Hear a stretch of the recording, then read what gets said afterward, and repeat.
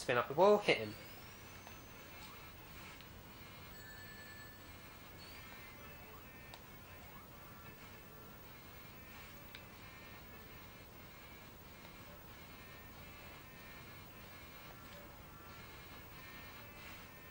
Hit.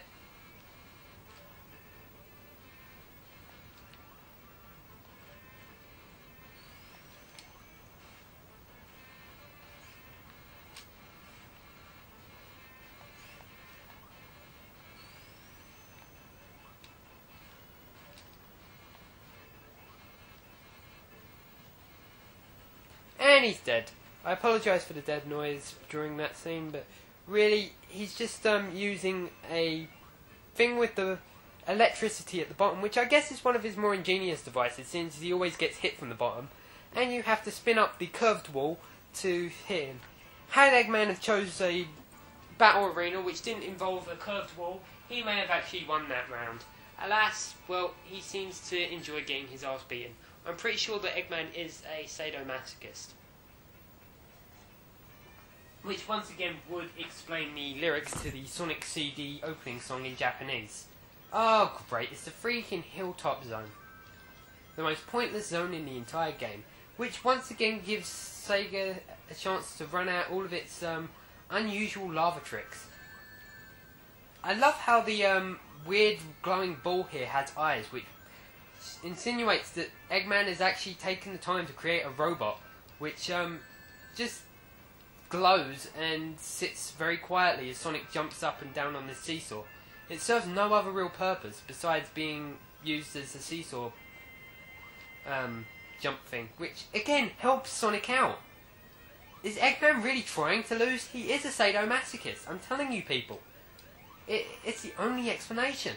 Why else would he put all of these things in which would clearly benefit his foe? So, looking at the background here, we seem to be high above the clouds. However, once we go inside of the cave, we find that it's all checkered and there's lava inside, which makes me guess we're in a volcano of sorts. But somebody has created these wonderful little vine elevators, which don't seem to go back up. They're good for one use. And they're made of vine. On top of volcanoes. Whoever invented this stuff, which I can only assume is once again Eggman, obviously didn't have much idea of preservation. Now here's an interesting idea. Using the sentient lava in the previous one, he decided that that's not good enough. So this time he created sentient land. Land which actually grows and tries to crush you. That's freaking terrifying, man. I mean, you go into a room and the freaking ground starts rising up and trying to crush you against the ceiling. What do you do? I mean, you run, but could you imagine just waking up and having the ceiling come down on you like that? With intent? With intent, no less. I'm not talking flipping evil scheme of a big massive death trap labyrinth where the evil scientist has decided to make one room where the ceiling falls down. I mean actual living land which decides to come down on you like that. That's freaking terrifying, man. That said, this is the sort of land which naturally grows into freaking loops. Why? Well, because it's Sonic's land. I guess that's all the excuse you really need these days, because none of this stuff really makes sense. Of course, we also have floating platforms, which I really should have mentioned earlier.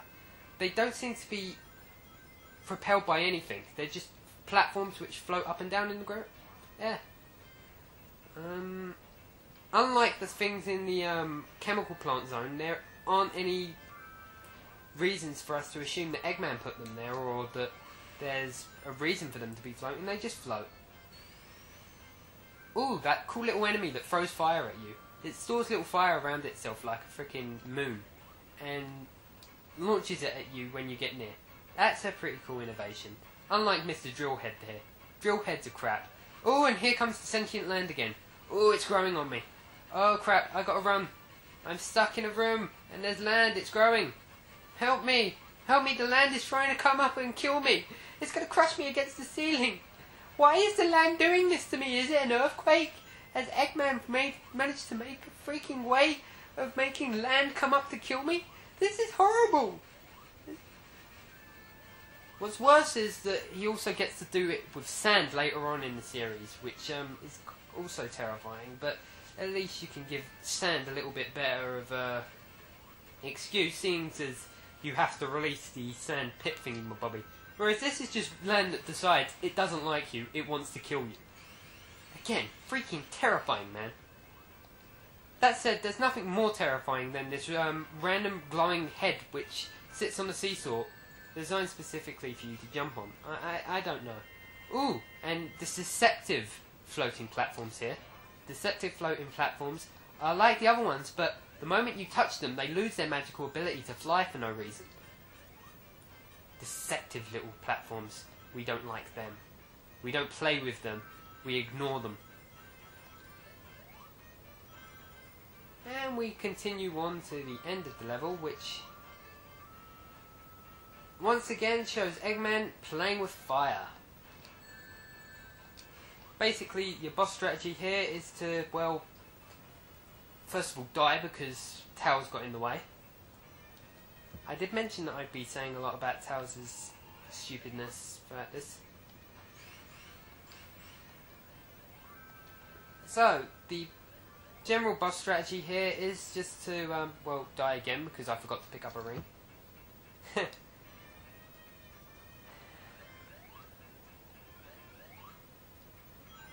There we go.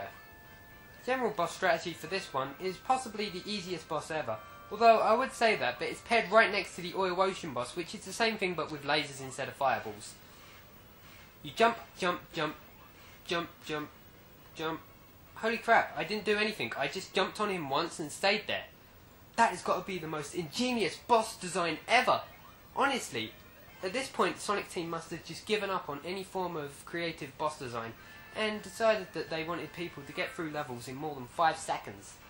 So decided to have him come out of the water, or lava, which is kind of impressive for his little glass on the front of his machine there, but comes out, throws flames at you, and you kill him by jumping once and staying there. Now welcome to one of my favourite zones of the entire series, Mystic Caves, which includes the ever wonderful Pit of Death. If anybody hasn't been to the Pit of Death, then obviously you've never been rushing through this level as Supersonic at one point, thinking that you're better than Jesus because you can't be hit by anything that moves unless it's bad collision detection, which is round about the only thing that can kill Supersonic in this game, let's face it. So, you're running along as Supersonic and you come across this one part where you're supposed to have jumped, but you're going so fast because you're Supersonic, you're special. So what happens? You fall down the pit. The pit of despair and humiliation, where you have to wait for Supersonic to run out. You could be waiting for 3 minutes at the bottom of this cave with spikes, waiting and waiting and waiting because there's nothing else you could do. You can't get back up and you can't go back down. Well, there's no down to go to. You're just standing on spikes waiting. It's the most humiliating thing in the world, and I'm glad that Sonic Team put it there. Unfortunately, I don't have Supersonic at this point, so, and I already know about the Pit of Despair, so I doubt I'll be landing in it, but who knows. I may be stupid, I haven't played this game in years. So, I'm running through the awful level design, which has once again sentient Earth, which is designed to actually attack you.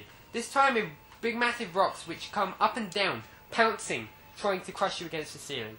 I like sentient Earth, but damn, it has got it out for me. I don't know what Sonic's done to South Island to get it so pissed off, but I'm honestly thinking that the land itself is more of a foe than Eggman is. Now, the land can offer little bits of help for Sonic, like random vines that are just hanging in the middle of nowhere, apparently being switches which will help him go down, up and around the place. Not complaining about that one bit. However, the sentient land can be a bit annoying, especially with the collision detection.